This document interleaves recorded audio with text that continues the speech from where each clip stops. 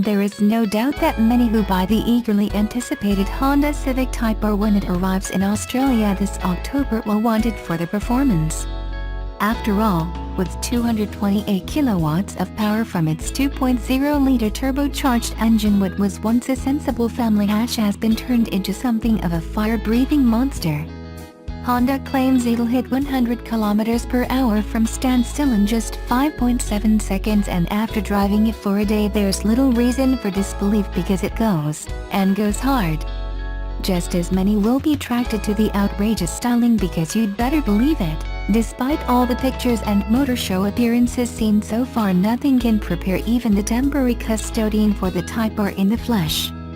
It is simply festooned with everything that's dramatic. The deep-tuned spoiler is further extended by a lip that curves up at the extremities to direct air around the front wheels. The extended wheel arches are anything but subtle, and the double-decker rear wing is huge.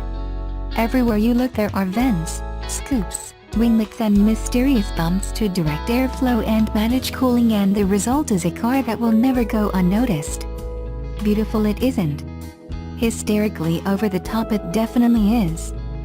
For those who haven't been following the lead-up, which includes a record-breaking lap for front-drive cars around the full-scale Nürburgring racetrack in Germany, this hot Civic is Honda's comeback from the dark days of the GFC, after which its cars tended towards the meek and mundane. The company needed something extroverted and outrageous, and, while visually and on paper the Type R fits the bill, it also needs to go, stop and handle to prove it has bite as well as bark. The good news is, after sessions on the racetrack, Germany's high-speed autobahns and normal urban and country roads, the Type R generally comes up smelling of roses. Starting with performance, the direct-injection turbo engine doesn't just have a mighty power output, but with 400 Nm of torque it also has plenty of pulling power from the middle of the rev range, at about 3,000 RPMs. There is more than a hint of turbo lag in higher gears below that figure, but once on the move its accelerative ability, during overtaking maneuvers, for instance, is strong and elastic. It's a long way from the picky, highly strung non-turbo engine we saw in the last Civic Type R from 2 vehicle generations ago, but interestingly, as well as being torquey, this engine is also happy to rev hard and long to its 7,000 RPMs. Cut out the proviso is that Australia will get a slightly detuned version of the 235 kilowatts engine used in Europe due to our lack of readily available 98-octane fuel, but it seems unlikely anyone will notice the difference.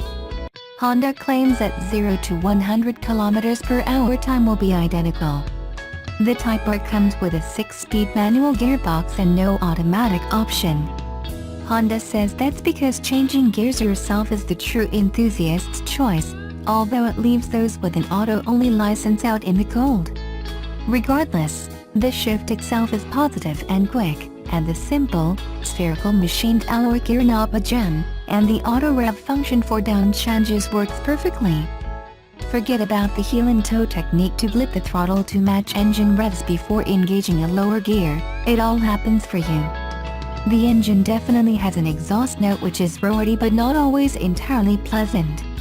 Honda reckons it has tuned the 3 outlets to provide positive pressure within the rear muffler at speed. The central pipe actually starts to suck instead of blow, to attenuate the sound produced, but the reality is with constant throttle at around 3,000 RPMs there's a drone that is tiresome instead of spine-tingling. That said, this Type R seems far easier to live with than the last version seen in Australia. For instance, 3 driving modes are available that are easily accessible via a toggle switch next to the gear stick and gradually ramps up suspension stiffness, steering precision and throttle sensitivity, among other parameters. In comfort mode the car feels more relaxed and the ride is compliant despite the very low profile, 20-inch tires, but also due in part to the independent multi-link suspension that replaces previous torsion beam setups.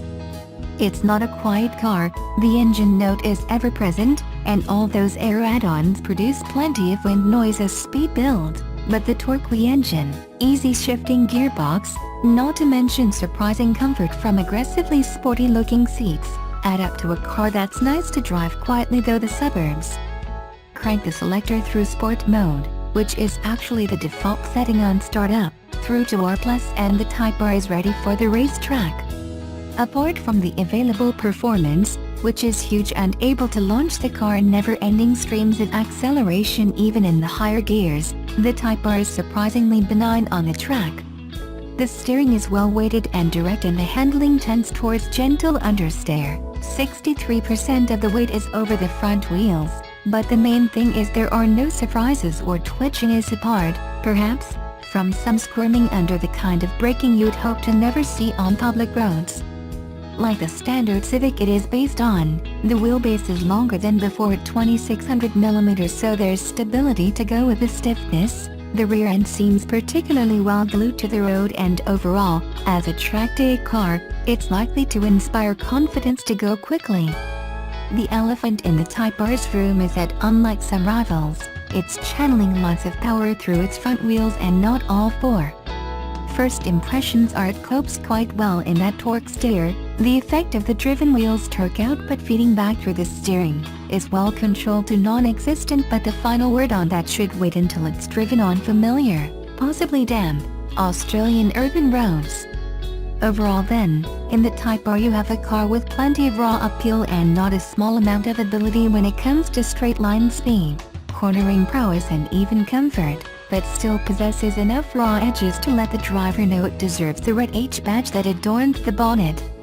This styling, Honda insists, is purely functional in terms of aerodynamics, even if the result is something from a B-grade Hollywood street racing movie. Those who want spit and polish are already buying the faster VW Golf variants in droves. In the Civic Type R, others will find something completely different. On the back of a bevy of new models, Civic Type R and CR-V, Honda has continued its strategy of regaining some brand image with a better warranty program that stands above Japanese rivals. The new warranty takes effect from July 1, 2017 and applies to all new and demonstrator vehicles sold.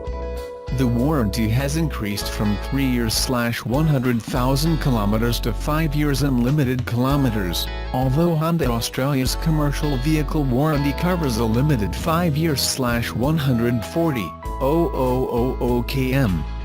Honda's existing 6-year rust perforation warranty and a 3-year paint warranty carry over. The program, although supported in theory by Honda Japan, is locally funded by Honda Australia, and management believe it will further enhance the brand's image and perception down under.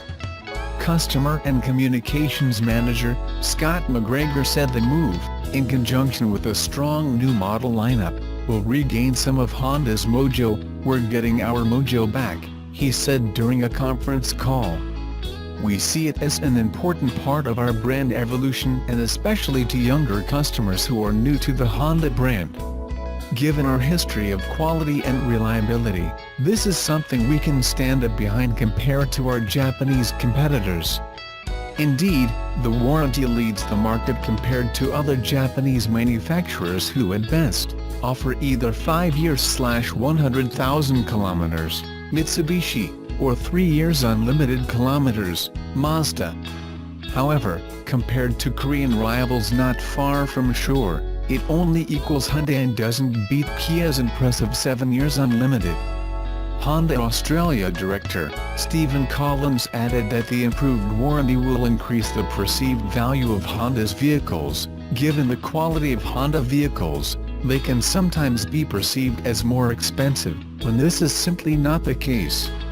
"We encourage new car buyers to take a look at our pricing, our ownership costs and our new 5-year warranty against the competition. Honda is very competitive. Our new 5-year, unlimited kilometer Honda warranty, combined with Honda tailored servicing, reinforces Honda as a superior ownership proposition ahead of some key rivals," he added.